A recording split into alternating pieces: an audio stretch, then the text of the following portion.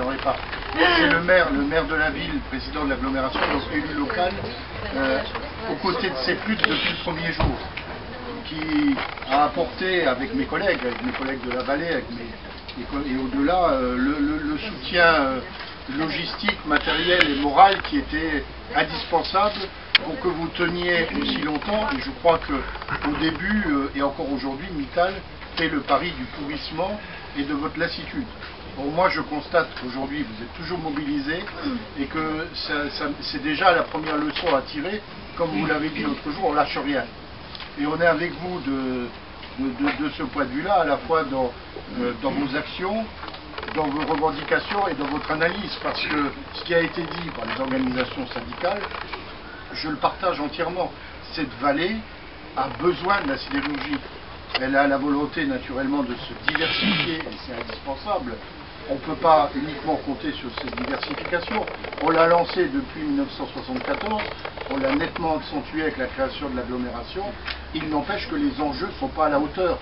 Ils ne sont pas à la hauteur, simplement, je ne vais pas donner trop de chiffres, mais on a accompagné la création de 1400 emplois sur la vallée depuis une dizaine d'années. On voit les milliers d'emplois qui sont en jeu aujourd'hui avec la filière liquide et l'usine de Florange. Quand je dis les milliers d'emplois, c'est des emplois directs. Et je voudrais parler aussi de ceux qu'on oublie bien trop souvent, et j'ai lu à cet égard des déclarations scandaleuses, et je dirais pas de qui, parce que je ne veux pas être polémique, mais quand on dit de quoi se plaignent des sidérurgistes, il n'y a pas eu de licenciement. Alors en dehors du fait que les gens perdent de l'argent quand ils sont au chômage partiel d'ores et déjà, et qui sont dans l'angoisse, les intérimaires qui ont eu des centaines qui ont été sur le carreau, et les sous-traitants. Moi je suis intervenu, et c'est quelque chose qu'on suit avec les collègues élus, notamment Michel Libotte, de manière à ce que les entreprises sous-traitantes, certaines sont au plus mal. Et sans ces entreprises sous-traitantes, le redémarrage de Florange n'est pas du tout assuré.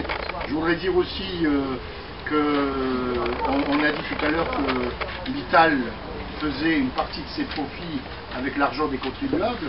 C'est vrai pour le CO2, et là il y a une réglementation européenne à revoir, mais c'est vrai également par rapport à l'indemnisation du chômage partiel et la convention APLD. Et là il y a des conditions qui ont été posées par l'État sur les budgets de maintenance, qui sont pourtant un sujet essentiel sur notre outil redémarre.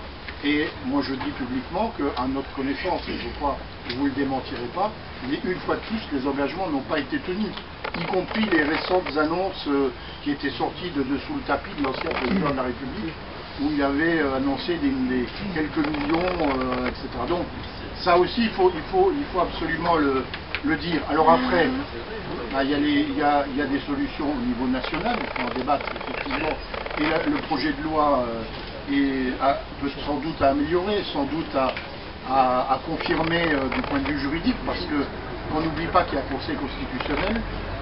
Que ce Conseil constitutionnel est une assemblée théoriquement juridique, mais qui est aussi très politique, de par son mode de nomination, et que je suis assez content d'avoir entendu mon voisin dire les nationalisations mode 82, on se heurterait tout de suite à la jurisprudence du Conseil constitutionnel, qui fait que ça coûterait très cher aux contribuables, parce qu'il faudrait nationaliser une entité juridique qui est rentable, et donc ça coûterait énormément d'argent, et finalement une fois de plus ce serait le contribuable qui moderniserait l'outil, puisqu'on sait qu'il faut à un moment donné mettre de l'argent dans l'outil de production pour le moderniser, et en espérant que d'ici quelques années, moi j'espère le contraire, mais c'est la démocratie, que la droite revienne au pouvoir et puis restitue au privé l'argent que les contribuables ont mis. C'est ce qui s'est passé dans les années 80 et 90.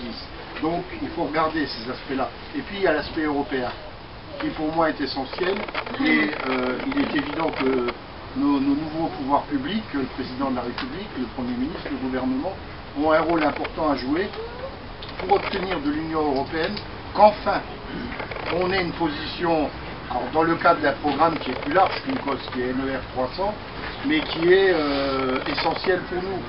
Mittal n'est pas seul dans cette affaire-là, y compris du point de vue privé. Il est à la tête d'un consortium de 48 sidérurgistes. Et donc, Mittal aurait quand même fort à faire d'aller expliquer qu'il ne veut plus d'ULCOS. Mais si on veut qu'ULCOS ait encore un sens, il y a énormément d'argent public sur ce projet. L'argent de l'Europe, l'argent de l'État par le grand emprunt, jusqu'aux collectivités locales qui ont été sollicitées. Et on a dit on est prêt à y aller pour autant qu'on nous pérennise Florence, qu'on nous garantisse l'emploi et l'outil de production. Donc voilà les quelques mots que je voulais vous dire en réitérant que, et je pense pouvoir parler au nom de tous mes collègues élus locaux de Moselle et de la vallée de la Fensch, que partout où je suis élu, dans ma commune, dans l'agglomération, au Conseil général également, parce qu'il faut que des assemblées comme le Conseil général se mobilisent. On se fera le relais de votre demande et de votre combat, parce que c'est pas seulement votre combat, c'est le nôtre, et c'est celui de toute la population.